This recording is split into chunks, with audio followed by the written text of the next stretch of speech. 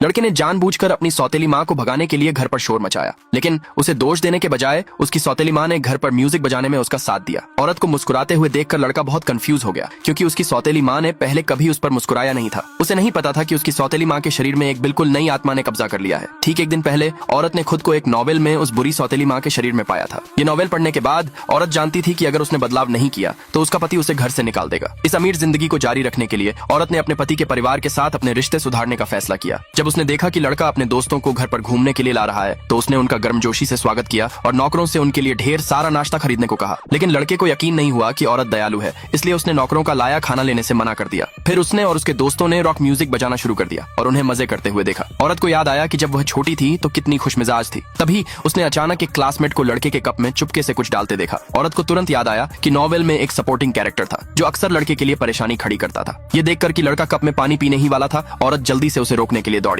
उसने झूठ बोला और कहा कि उसने गलती से मिर्च खा ली है और उसे पानी की बहुत तलब लग रही है। लड़का औरत के बर्ताव से कंफ्यूज हो गया, लेकिन फिर भी उसने उसे कप दे दिया। क्लासमेट के चेहरे पर गलती का भाव देखकर औरत को और भी यकीन हो गया कि कप में पानी में कुछ गड़बड़ है। इसलिए जब उसे कप में शराब की महक आई तो उसने तुरंत कहा कि उसके पति ने उसे शराब पीने की इजाजत नहीं दी और फिर कप ले लिया। लड़के के सभी दोस्तों के जाने के बाद औरत ने उसे बताया कि अभी क्या हुआ था और उसे याद दिलाया कि दोस्त बनाते समय सावधान रहना। लड़के ने कभी उम्मीद नहीं की थी कि उसकी सौतेली माँ इतनी अच्छी दिल वाली हो सकती है। वह उसे थैंक यू कहना चाहता था, लेकिन उसे अजीब लगा। आखिर में वह बिना कुछ कहे चला गया। औरत ने लड़के पर इल्जाम नहीं लगाया, बल्कि उसे लगा कि वह बहुत क्यूट है। अगले दिन औरत को अचानक हाउसकीपर का फोन आया। हाउसकीपर ने कहा कि लड़का स्कूल में मुसीबत में पड़ गया है और उसे संभालने के लिए किसी पेरेंट की जरूरत है। इसलिए औरत स्कूल गई, जिससे लड़के को बहुत झटका लगा। उसने कभी उम्मीद नहीं की थी कि वह उसका काम संभालने को तैयार होगी। जब वे डीन के ऑफिस में गए तो डीन ने कहा कि लड़के ने स्कूल के सबसे पावरफुल टीचर को नाराज कर दिया है, जिसकी वजह से टीचर ने स्टूडेंट्स को और पढ़ाने से मना कर दिया। टीचर ने अब लड़के से सबके सामने माफी मांगने को कहा। डीन की बात सुनने के बाद औरत ने एक सर्विलांस वीडियो निकाला। वीडियो में दिखा कि क्लास की घंटी बजने के बाद भी टीचर ने स्टूडेंट्स को क्लासरूम से जाने नहीं दिया था। लड़का नाराज हो गया था, लेकिन टीचर को लगा कि वह उसे एटीट्यूड दिखा रहा है और उसने सबके सामने उसकी बुराई की। तो लड़के ने यह सब सहना बंद कर दिया, अपना स्कूल बैग उठाया और क्लासरूम से बाहर चला गया। महिला ने कहा कि लड़के का रवैया तो गलत था ही, टीचर का व्यवहार भी बहुत खराब था। उसने टीचर की यह मांग मानने से मना कर दिया कि लड़का सबके सामने माफी मांगे। अगले भाग के लिए नीचे कमेंट में यस लिखे।